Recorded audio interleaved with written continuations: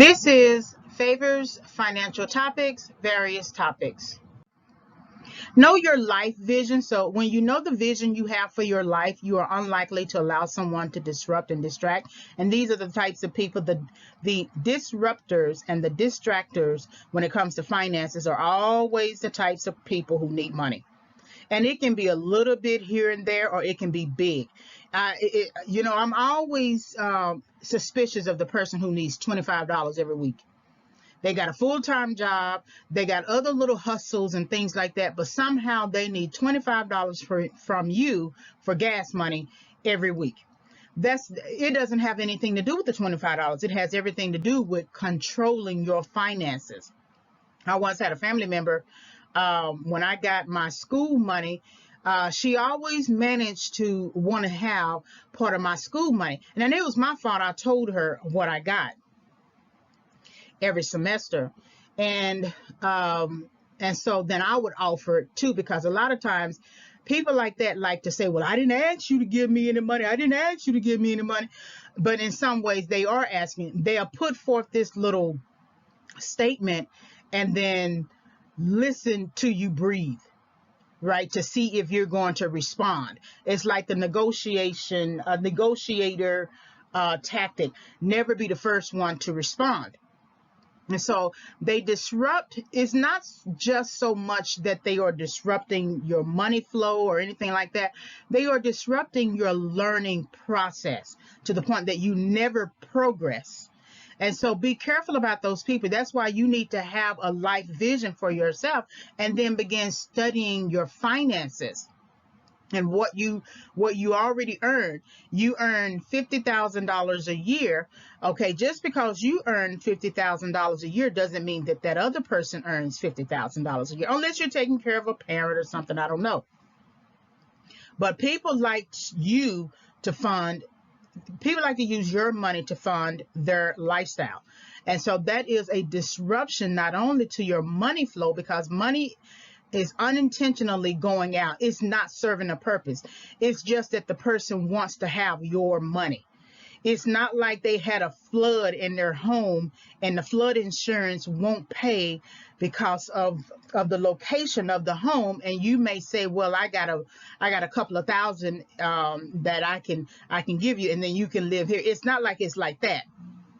Now, people want to just interrupt your finances. If you do not know the vision you have for your life, then this is something you should accomplish before considering a long-term partner, because it's nothing worse than having vision and then marrying a person who has no vision. Even if you're not trying to change the world in terms of vision decision making, you should know your life vision, what it is you want to do. There are some people who are now having to return to work in their 70s. And some people, I listened to Dave Ramsey. I watched some of his YouTube videos, and it just broke my heart. I'm trying to keep from crying right now. But it was a 72-year-old who said she has no retirement. She has no retirement. And I don't know what was her situation. She didn't really go into a long, detailed, situation. That she was talking about property that they had, like a house or something. And her husband had this fancy car. And Dave Ramsey said, well, if you want to pay off the house, you may need to get rid of the car because you're 72. But that just breaks my heart. I don't want to be there. I'm 46 now, and I don't want to be at a place where I have to work until I'm 80 years old. Now, there's nothing wrong with working. If you wanted to keep a part-time job or something like that, just for exercise, that's a little different. But not when you have to, at 70-something years old, stand on your feet for 8 hours a day, for 40 hours a week, just to make it, right?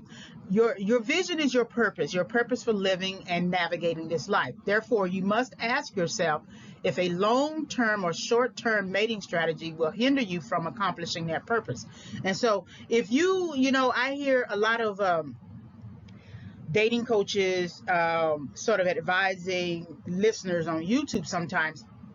And some of these people were saying, well, I paid out $100 on a date, and I paid out $200 on a date, and I paid out $300 on a date. I think that's unfair. Well, in some ways it is, because you're putting more money into a date than you would into a marriage. And many of these people who are saying that they don't want to get married or adopting dating rotations. Now, a lot of times when men adopt a dating rotation, it's likely because he's having 4, 5, 6 women pay for him, pay for the place he's in, give him some money, give him some food. They all giving him sex, right? Some may be kinky, some may be standard, things like that. But he has a plan, but that's going to run out soon, because no woman wants to be in a dating rotation. I don't care who she is. She's not going to want to. Somebody is going to fall in love. They always do.